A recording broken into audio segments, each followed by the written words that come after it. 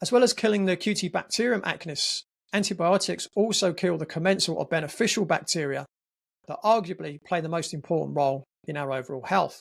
Almost all disease is linked with a dysbiosis, or what we would call poor microbiome balance. Antibiotics leave the door wide open to pathogenic bacteria and fungi, which may also cause acne and many other diseases.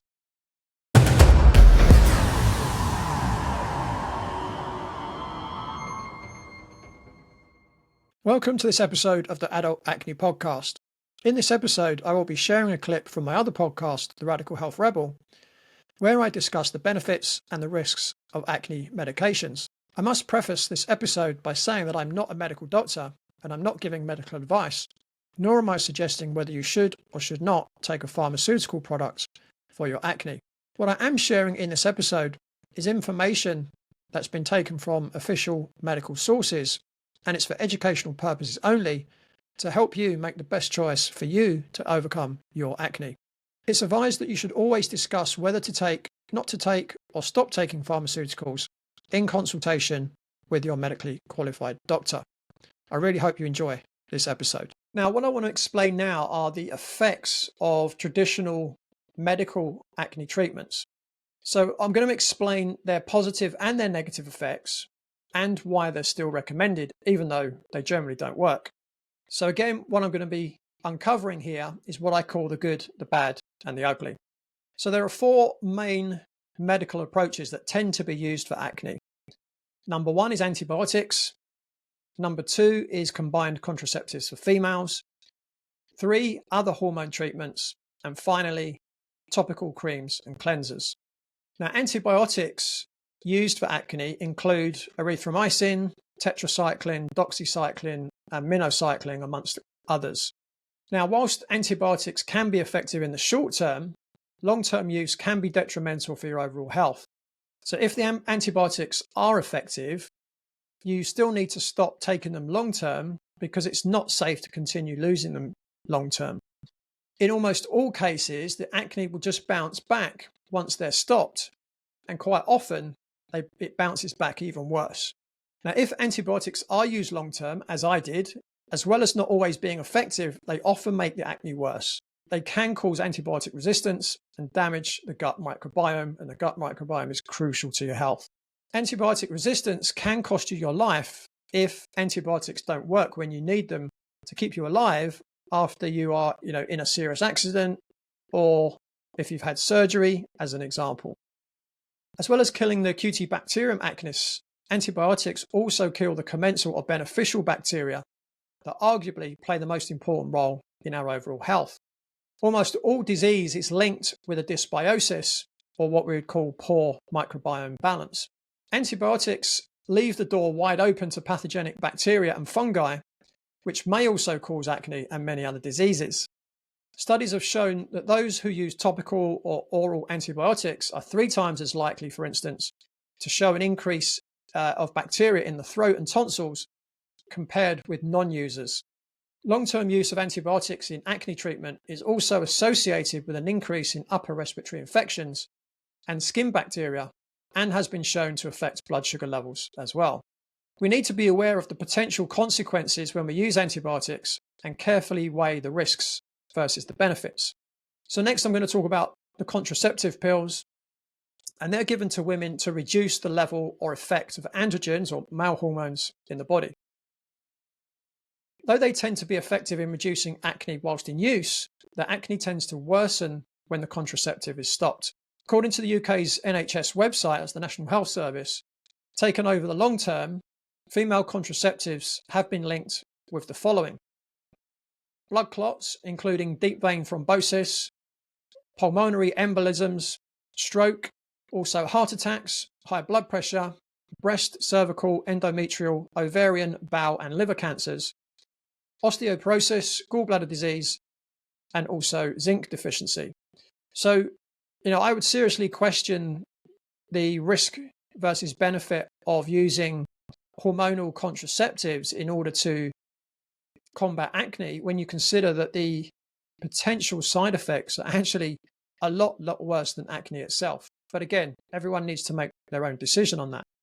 When we look at other hormone treatments, the one that's probably used, I guess maybe the most, is called isotretinoin, used to be called Accutane. And that's generally only given for severe acne or when all other medical avenues have been tried. Now, sadly, it's used quite regularly as the other treatments are often ineffective in the long term. Isotretinoin works by unclogging pores, reducing the stickiness of keratinocytes inside the follicle. So the keratinocytes, they make keratin, which forms skin cells. It slows down sebum production and it helps to shrink the sebaceous glands. Now, isotretinoin can be effective, but the question is at what cost? Again, according to the UK's NHS website, the side effects include, and I'm quoting here, your skin may become very dry and sensitive to sunlight during treatment. Using lip balm and moisturizers will help. It's very important not to become pregnant whilst using isotretinoin capsules and for at least a month after stopping. This is because isotretinoin can harm an unborn baby. If you become depressed or think about harming yourself while taking isotretinoin, stop taking the medicine and tell your doctor straight away. That's an interesting one. I continue. Your skin may become more sensitive to sunlight. You may experience dry eyes. You may experience a dry throat. You may experience a dry nose and nosebleeds. You may suffer from headaches and general aches and pains. You may experience anxiety, aggression, violence, changes in mood, or suicidal thoughts. These can be signs of depression and or other mental health problems. You may feel severe pain in your stomach with or without diarrhea and feeling or being sick, which would normally include nausea or vomiting. These can be signs of a serious problem called pancreatitis. You may also have bloody diarrhea. This may be a sign of gastrointestinal bleeding. You may have a serious skin rash that peels or has blisters. The skin rash may come with eye infections, ulcers, fever, or headaches. You might find it difficult to move your arms or legs, have painful, swollen, or bruised areas of the body, or dark pee. These can be signs of muscle weakness. Your skin or the whites of your eyes might turn yellow. You might have difficulty peeing or feel very tired. These are signs of liver or kidney problems. You may have a bad headache that doesn't go away and makes you feel sick or be sick. There may be sudden changes in eyesight, including not seeing as well at night. Isotretinoin capsules can sometimes cause depression or make it worse and can even make some people feel suicidal. So it's quite interesting when you look at isotretinoin. It's probably the most successful in terms of getting rid of your acne. But the question is, at what cost? You know, if you end up committing suicide or you have liver or kidney failure, was it really worth it? And also, a lot of the effects of isotretinoin are permanent. So when it says, you know, it helps prevent sebum being released from the sebaceous gland, well, your sebum is what moisturizes your skin. So you could end up with dry skin for the rest of your life. So you've gone from having one skin problem to another, but now the skin problem that you have now is irreversible. So again, you have to think really carefully before making a decision in terms of what route you want to go down. Litsa was a 30-year-old professional woman suffering from severe acne and scarring. She was in utter despair and didn't know where to turn. She worried her partner might leave her because of her skin, and Litsa's condition was as bad as I'd ever seen. Following testing, it was found that Litsa had toxoplasma, as well as food sensitivities to gluten and soy. Litsa was a great client to work with. She jumped in and followed the program almost 100% to the letter. She cut out the foods that she was sensitive to, had infrared saunas as advised, and used the essential oils recommended. After working with me, Litsa reported how much her skin had improved and how she now had much more confidence. She has also gone on to marry her partner and started a family. Happy days. If you would like to achieve the same kind of result as Litsa, you can now follow a comprehensive step-by-step guide in my book, Eliminating Adult Acne for Good, available now from all major online bookstores and via my website at www.bodycheck.co.uk/books. Another hormone often given to women is called spironolactone, and it's usually prescribed for high blood pressure, heart failure and swelling, but also used to reduce acne symptoms in women. So it works by slowing the production of androgens. And common side effects of spironolactone for girls and women, according to the UK's NHS website, can include breast tenderness and or breast enlargement, painful and or irregular periods, as well as vaginal bleeding after menopause, hair loss, photosensitivity, which is sensitivity to UV rays from the sun and other light sources, nausea and vomiting, and drowsiness. So again, it may well help with your symptoms in the short term, but what happens if you stop taking it? Well, quite often your acne comes back and it comes back worse. Or if you keep taking it, now you've got an increased risk of those other issues. So again, you might have just swapped one issue for another one, and it might be another issue that's worse than your acne. So again, decide carefully which approach you would rather take. Colciprindiol is another hormone treatment prescribed for women, generally for severe acne that didn't respond to antibiotics. What it does, it helps to reduce the production of sebum, and the side effects of colciprindiol include bleeding and spotting between periods, headaches, sore breasts, mood changes, low libido, weight gain or weight loss, blood clots, and breast cancer. So again, you've got to really weigh up the risks versus the benefits before taking a product like this. And again, colciprindiol does not address the why of any hormone imbalance. It only attempts to mask the symptoms. So if we now look at topical treatments, so the first one I'm going to talk about is one that I actually used for 18 years, and it's called benzoyl peroxide. And it works as an antiseptic to reduce the amount of bacteria on the surface of the skin.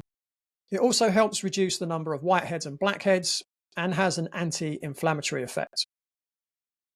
Benzoyl peroxide is advertised as a 6-week treatment, and common side effects of benzoyl peroxide, according to the UK's National Health Service website, are dry and tense skin, a burning, itching, or stinging sensation, some redness and peeling of the skin, and it also permanently stains when it comes into contact with carpets. Now, interestingly, I experienced all of those symptoms when I was using benzoyl peroxide. So I had dry, tense skin, I had burning, itching, or stinging sensation, I had redness and peeling, and I also had permanent staining of the carpet in my bedroom. So I had every one of those symptoms, but yet it didn't help with my acne. And my guess is the reason it didn't help with my acne was because it wasn't getting to the root cause of the problem. My acne wasn't caused by a benzoyl peroxide deficiency. Now, the next one is salicylic acid, and that works to dissolve the dead skin cells that are clogging the pores. Again, according to the UK's NHS, it can cause skin irritation, skin dryness, skin tingling or stinging, itching, peeling skin, and hives. Another one is azelaic acid, and it's often used as an alternative treatment to benzoyl peroxide or topical retinoids. It works by getting rid of the dead skin and killing the bacteria. Side effects of azelaic acid, again according to the UK's NHS, include burning or stinging skin, itchiness, dry skin, and redness of the skin. So again, when using these products, you really need to carefully weigh up the potential benefits versus the potential risks. Now, I do have a confession to make here. I need to be completely transparent. My clients, when they've worked with me to help them with their acne, have also reported side effects. So my clients have reported reduced body fat, more energy, a calmer tummy, better bowel movements, they're sleeping better, they've got improved concentration, more confidence, a better social life, less anxiety, less stress, they feel better about themselves, they don't need to wear tons of makeup to go out, and ultimately they're feeling happier. But don't worry, I do explain how to achieve these types of results in the book. Now, when you look at the side effects from the medical solutions currently being offered by the chemical, pharmaceutical, medical establishments, and compare them to the side effects my clients report using a natural holistic approach, I hope that you'll begin to understand the risk-benefit ratio existing between the two approaches. One approach, which is often ineffective, has been shown to cause antibiotic resistance, blood clots, heart attacks, high blood pressure, cancer, strokes, headaches, general aches and pains, anxiety, aggression, violence, changes in mood, suicidal thoughts, mental health problems, severe stomach pain, nausea or vomiting, pancreatitis, gastrointestinal bleeding, serious skin rashes, breast tenderness and or breast enlargement, painful and or irregular periods, vaginal bleeding, hair loss, low libido, weight gain, blood clots, dry and tight skin, burning, itching or stinging skin, redness and peeling of the skin, and much more. The other approach that I share in my new book, in addition to improving acne, has been shown in some cases to also cause reduced body fat, more energy, a calmer tummy, better bowel movements, better sleep, better concentration, more confidence, an improved social life, the reduced need to wear makeup, feeling less anxious, less stressed, and better about themselves and feeling happier overall. So in terms of looking at the risk-benefit ratio, which approach would you suggest would be most attractive to you? And I'm not here to tell you what you should do, but rather to help educate you so that you can make the right decisions for you. Well, that's it for today's episode. I hope you got a lot of good information that you can use. And don't forget to send me your acne questions and make sure to join me next time for more great information on how to eliminate your adult acne on the Adult Acne Podcast. And don't forget, make sure to like this video, comment below, subscribe to the channel, and thanks for watching.